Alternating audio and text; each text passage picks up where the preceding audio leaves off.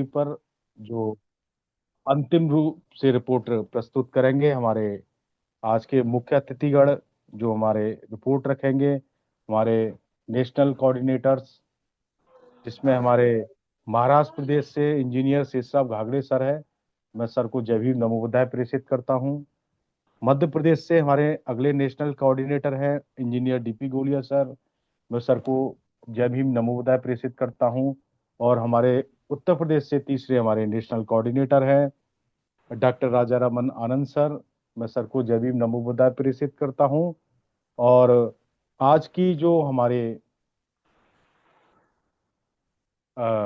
अध्यक्षता कर रहे हैं हमारे बीच में हमारे राष्ट्रीय बौद्ध महासभा के राष्ट्रीय अध्यक्ष माननीय BS बोस साहब। सर को मैं जय भीम नमो बुद्धाय प्रेषित करता हूँ। और हमारे बीच में आज जो प्रस्तावना हम सभी को रखेंगे, हमारे बीच में हमारे संस्थापक अध्यक्ष संस्थापक महोदय जी, जो हमारे पूर्व विधायक हैं माननीय धर्म प्रकाश भारती सर। मैं सर को जय भीम नमो बुद्धाय प्रेषित करता हूँ। और आज की जो अध्यक्षता कर रहे हैं हमारे राष्ट्रीय अध्यक्ष जी से अनुरोध करता हूं कि मुझे आज की वेबिनार को सुचारू रूप से चलाने की परमिशन देंगे राष्ट्रीय अध्यक्ष जी। महामानव महाकाड़ी के तथागत गौतम बुद्ध, मोदी सत्तो हमारे मुक्तिदाता बाबा साहब डॉक्टर अम्बेडकर और सभी बहुजन महापुरुषों को मैं नमन करता हूँ, वंदन करता हूँ। और हमारे प्रेरणा स्रोत मार्गदर्शक हमारे मनीष सतब जी और आज के राष्ट्रीय कोऑर्डिनेटर तीनों डॉक्टर अनंत साहब और इंजीनियर गोलिया साहब और माननीय गांगुली साहब और हमारे सभी सम्मानित पदाधिकारीगण और सभी हमारे साथी जो जुड़े हुए हैं, सभी को मैं नमो बुद्धाय जय भीम। जैसा कि हम सबको मालूम है कि हमारे बहुत 3 महत्वपूर्ण कार्यक्रम हैं। एक हमारा राष्ट्रीय अधिवेशन में सहभागिता, जहां हम चिंतन मंथन और आत्मावलोकन करके भविष्य के लिए हमें क्या करना उसके लिए योजना बनाएंगे।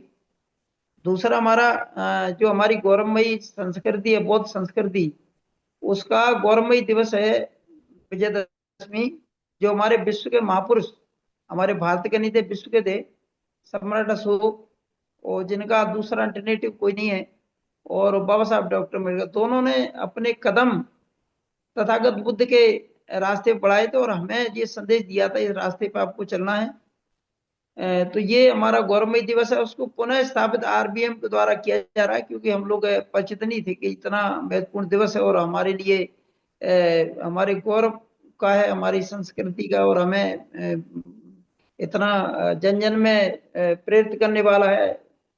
तीसरा हमारा सदस्यता अभियान है, जो केवल 100 रुपए लेने का अभियान नहीं है, ये केवल लोगों से संपर्क करने का, लोगों से संवाद करने का, और जो RBM की विचारधारा है, जो महापुरुषों की विचारधारा है, लोगों तक तो पहुंचाने का कार्यक्रम है। ये तीनों में सभी ने बढ़ चढ़ भाग लिया, ले जा रहे हैं, उसके लिए सभी को बधाई, धन्यवाद। और निश्चित तौर पे आगे का जो समय बचा है उसके में और अधिक गति से, और अधिक ऊर्जा से, और अधिक लोगों की सहयोग लेकर हम लोग और बेहतर से बेहतर स्थिति में जाने का प्रयास करेंगे। खासकर 2 अक्टूबर का समय बचा है, उसमें हम लोग क्या कर सकते हैं, उसके लिए जो भी यहाँ से बताया गया है आपको, और भी स्थानीय स्तर पे जो बेहतर कर सकें वो करने का हम लोग सब प्रयास करेंगे, ऐसी आशा है। तो मैं अपनी बात यहीं समाप्त करता हूँ। माननीय हमारे संचालक जी, जो राष्ट्रीय मुख्य महासचिव है, उनसे अनुरोध करूंगा कि आगे कार्रवाई जारी रखें। सभी को पुनः धन्यवाद। Thank you. बहुत बहुत धन्यवाद, बहुत बहुत साधुवाद, बहुत बहुत धन्यवाद सर। तो साथियों, हमने अभी हमारे राष्ट्रीय बौद्ध महासभा के राष्ट्रीय अध्यक्ष जी को सुना। उनके द्वारा जो आज का जो हमारा विषय है उस पर अपनी बात रखी, और मुझे इस मीटिंग को सुचारू रूप से चलाने की परमिशन दी। तो मैं अपने सभी राष्ट्रीय बौद्ध महासभा के सभी पदाधिकारीगण, सभी सदस्यगण, मैं सभी को बहुत बहुत साधुवाद प्रेषित करता हूं कि जो साथी समय पर जुड़े, उनका बहुत बहुत साधुवाद। और आज जो साथी हमारे राष्ट्रीय बौद्ध महासभा के जो साथी नए जुड़े हैं, जो हो सकता है किसी जिले के अध्यक्ष हो, तहसील संभाग के अध्यक्ष हो, तो मैं उनका भी बहुत बहुत साधुवाद करता हूं। और जो आज हमारे अ, हम सभी जो आज जिस विषय को लेकर चर्चा कर रहे हैं, तो मैं हमारे राष्ट्रीय बौद्ध महासभा के जो हमारे संस्थापक हैं, मैं उनसे अनुरोध करता हूं कि प्रस्तावना रूप में हमारे बीच में सभी को मोटिवेट करने, और जो आज का आगामी जो प्रोग्राम है जिन पर हमें पहले भी सर ने बहुत सभी को मोटिवेट करते हैं, बताते भी हैं कैसे हमें क्या करना है, तो मैं पुनः सर को, हमारे भारती साहब को इनवाइट करता हूं, आप आएं और अपने प्रस्तावना रूप में दो शब्द कहें। माननीय संस्थापक महोदय जी। जी धन्यवाद गौतम जी। मेरी आवाज आ रही है? जी जी, आ रही है सर, आ रही है। अच्छा। सभी संत गुरुओं को नमन करते हुए आज की हमारे जूम ऑनलाइन मीटिंग की अध्यक्षता कर रहे हमारे राष्ट्रीय अध्यक्ष सम्मानित बी.एस. बौद्ध साहब, हमारे राष्ट्रीय उपाध्यक्ष इंजीनियर रमेश मल्होत्रा साहब, हमारे नेशनल कोऑर्डिनेटर आदरणीय बाबूजी राजाराम, डॉक्टर राजाराम आनंद साहब, आदरणीय शेषराव साहब, आदरणीय डीपी गोलिया साहब, और सभी राष्ट्रीय कमेटी के पदाधिकारी, प्रदेश कमेटी के पदाधिकारी साथी और राष्ट्रीय बौद्ध महासभा के सभी साथियों को मेरा सादर जय भीम, नमो बुद्धाय। साथियों, एक ही बात हम लोगों को करनी है।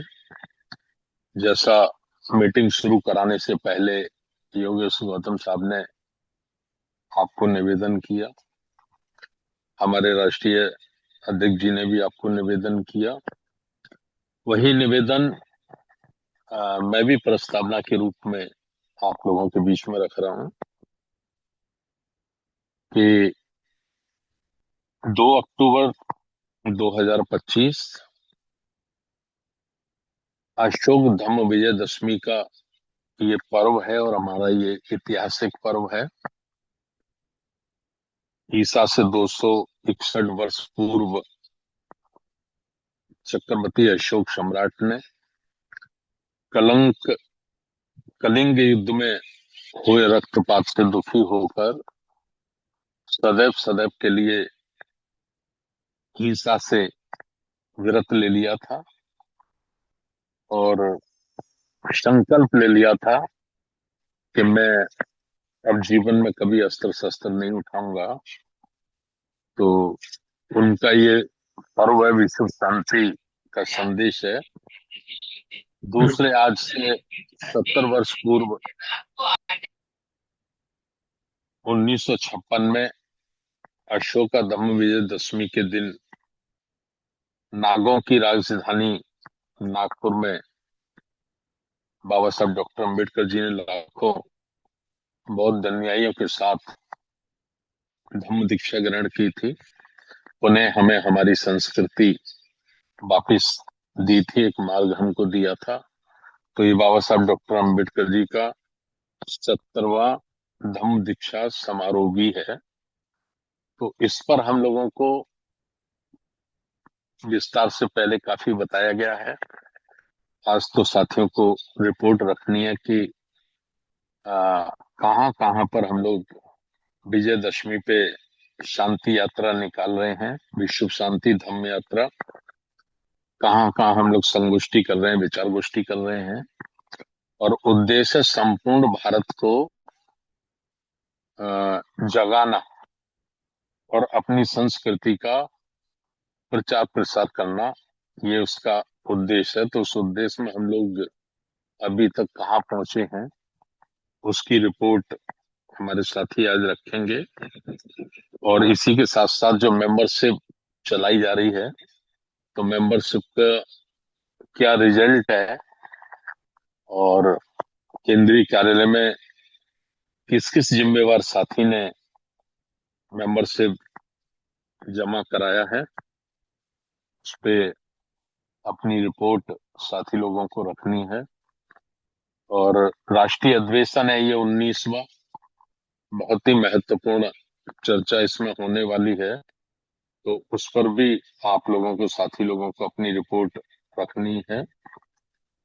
और मैं तो केवल एक बात कहकर आगे की कार्रवाई के लिए अनुरोध करूंगा कि देखिए, दुनिया का सबसे सफल मूवमेंट वो होता है जो सेल्फ स्टार्ट हो। सेल्फ स्टार्ट मीन्स स्वयं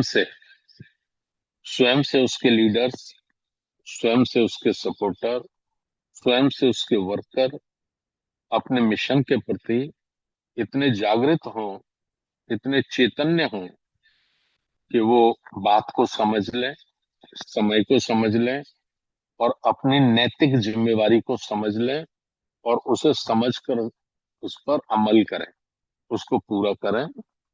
तो उसको एक रूप में हम कहते हैं कि जब इस प्रकार से जिम्मेदार साथी काम करते हैं तो उसको कहते हैं सेल्फ स्टार्ट।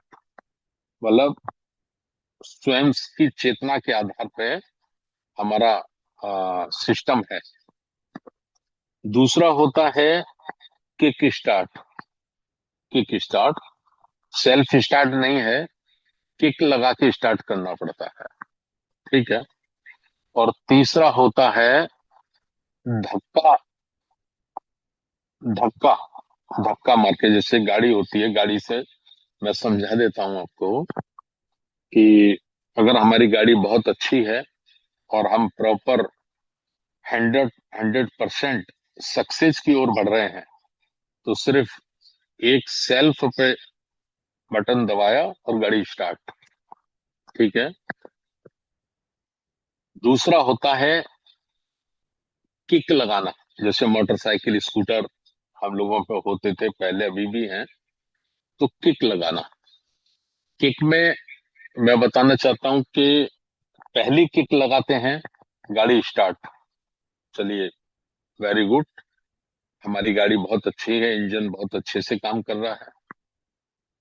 पहली किक से स्टार्ट नहीं हुआ तो दूसरी किक, दूसरी पे भी नहीं हुआ तो तीसरी किक, और तीसरी किक पे भी जब इंजन स्टार्ट नहीं होता है, गाड़ी स्टार्ट नहीं होती है, तो उसका मालिक दुखी होकर कहता है कि यार ठीक से काम नहीं कर रही है, तो इसको मुझे मिस्त्री को दिखाना पड़ेगा या गाड़ी मुझे बदलनी पड़ेगी। फिर उसे धक्का मार के स्टार्ट किया जाता है, धक्का मार। तो आरबीएम के माध्यम से संपूर्ण भारत में जो संत गुरुओं का ये मूवमेंट, हम सब लोग मिलजुल कर इसको मंजिल तक ले जाने की ओर बड़ी तेजी से लगे हैं। इसमें मेरी जो कोशिश है पिछले 18 वर्षों से, जो मैंने कोशिश की है अपने सभी सम्मानित साथियों के साथ, तो सेल्फ स्टार्ट पे इसे लाने की कोशिश की है कि भाई ये सेल्फ स्टार्ट हो जाए, है ना। तो सेल्फ स्टार्ट का मतलब है कि मैसेज डाल दिया, व्हाट्सएप पे डाल दिया या फेसबुक पे डाल दिया या वीडियो के माध्यम से डाल दिया, और लोग अपनी अपनी जिम्मेवारियों में लग गए, बड़ी तेजी से अपनी जिम्मेवारियों में लग गए। तो ये समझा जाएगा कि भाई अब हमारा जो सिस्टम है वो बहुत अच्छा है, मजबूत है, सेल्फ स्टार्ट है। ठीक है ना। और सेल्फ स्टार्ट नहीं है तो कहना, जैसे टेलीफोन करके कहा, एक बार टेलीफोन करके कहा गया कि आपको ये कार्यक्रम करना है, ये जिम्मेवारी आपको निभानी है, तो एक बार कहा गया तो इसका मतलब समझिए एक किक लगाई गई, है ना।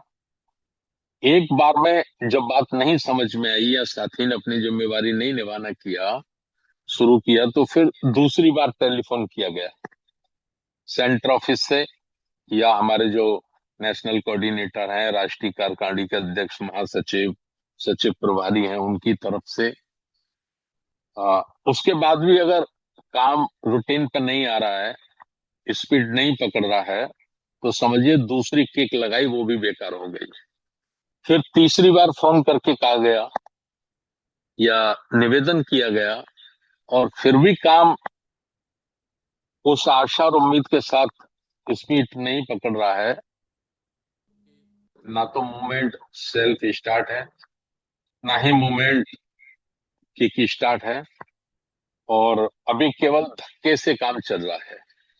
तो धक्के से बहुत लंबे समय तक काम नहीं चल सकता है। इसलिए मेरा निवेदन है कि हम बड़ी तेजी से सेल्फ स्टार्ट की तरफ बढ़ने की कोशिश करें। और यही मैं कहना चाहता हूं, बड़ा काम है, बहुत ही शक्तिशाली, बहुत ही ताकतवर लोगों से आपका संघर्ष है भारत में। ये कोई बच्चों का खेल नहीं है। ये बड़ा आग के गोले में खेलने के समान है। तो इसको बहुत सीरियस होकर हमारे साथियों को लेना चाहिए, और सीरियस होकर हमें हमारी ड्यूटी को स्वतः ही समझना चाहिए कि हमारी क्या जिम्मेवारी है, हमें क्या करना है। तो गौतम जी, केवल प्रस्तावना के रूप में मैं यही बात कहना चाहता हूँ। आप अध्यक्ष जी की अनुमति से हमारे नेशनल कोऑर्डिनेटर लोगों से बोलने से पहले, जो भी और हमारे स्टेट के साथी हैं कुछ जो स्क्रीन पे हो, लिस्ट से नाम मत पुकारना, जो आपको स्क्रीन पे दिखाई पड़ रहे हो जो जुड़े हुए साथी हो, तो अभी तक तीनों बिंदुओं में उनकी क्या तैयारी है, बिना किसी भूमिका के, बिना कोई संबोधन करे, केवल अध्यक्ष जी को संबोधित करते हुए 2-2 मिनट में वो अपनी रिपोर्ट रखें, जिससे एक पिक्चर क्लियर हो जाए, राष्ट्रीय अधिवेशन की पिक्चर भी क्लियर हो जाए कि भाई कितने लोग आ रहे हैं देश भर से और उनको कैसे कितनी व्यवस्था करनी है। और बाकी जो अशोका धम्म विजयदशमी है उसका भी पता चल जाए कि भाई कहाँ कहाँ संगोष्ठी कर रहे हैं, कहाँ प्रभात फेरियां निकल रही हैं, कितने बैनर बने हैं, कितने झंडे लगे हैं, कितने झंडे खरीद लिए गए हैं, क्या प्रोग्राम है, जितना हो। और मैं एक अनुरोध और कर दूं, किसी भी मिशन के लिए सबसे नुकसानदायक, या नुकसानदायक से भी ज्यादा खतरनाक, घातक, घातक जो होता है वो होता है झूठ। झूठ से बड़ा धोखा, झूठ से बड़ी गद्दारी, झूठ से बड़ा घातक कोई दूसरा काम नहीं है ना। तो इसलिए कोई झूठी रिपोर्ट नहीं देनी, झूठ नहीं बोलना है। जितना किया है तराजू में तोलकर सिर्फ उतना ही बोलना है ना। क्योंकि अगर आप सच बोलोगे, आप सच्ची रिपोर्ट रखोगे अपनी लीडरशिप के समक्ष, अपने नेतृत्व के समक्ष, तो समय रहते हुए उसके दूसरे हल ढूंढे जा सकते हैं, दूसरे रास्ते खोजे जा सकते हैं, है ना। और अगर आप उस पर गलत रिपोर्ट रखेंगे तो फिर इसका मतलब है गुमराह करना, है ना। आप मिशन को तो धोखा दे ही रहे हैं, लेकिन अपने आप को भी बहुत बड़ा धोखा दे रहे हैं, है ना। जैसा लोग सोचते हैं कि भाई मेरे को तो ये बोल देना है, तो बस मैंने बोल देना है। मैंने बोल देने का मतलब आप अपने आप को भी धोखा दे रहे हो, और आप मिशन को भी, एक पवित्र मूवमेंट को भी धोखा दे रहे हो।